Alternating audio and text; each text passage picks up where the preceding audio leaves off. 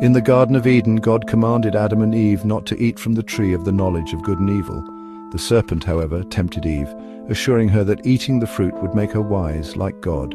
Eve succumbed to the temptation and ate the forbidden fruit. She then gave some to Adam, who also ate it. Immediately their eyes were opened and they realized their nakedness. They felt ashamed and tried to hide from God. When God confronted them, Adam blamed Eve, and Eve blamed the serpent. God held each party accountable for their actions. He cursed the serpent to crawl on its belly and eat dust. For Eve, God increased the pain of childbirth. Adam, who had listened to his wife instead of God, would face difficulty in cultivating the land. God declared that the ground would be cursed because of their sin. Thorns and thistles would grow, making it hard for Adam to find food. In the end, both Adam and Eve would die and return to the dust from which they were created. Adam and Eve had two sons, Cain and Abel.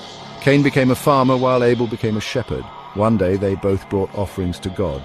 Abel offered the firstborn of his flock, but Cain offered only some of his harvest. God was pleased with Abel's offering, but not with Cain's. Consumed with jealousy and anger, Cain lured his brother Abel into a field and killed him.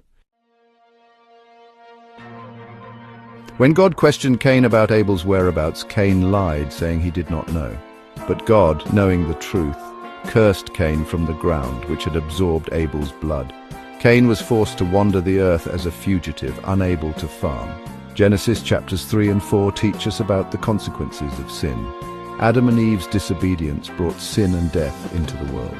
Cain's story shows us how jealousy and anger can lead to terrible acts. These stories remind us that our choices have consequences and that sin always separates us from God.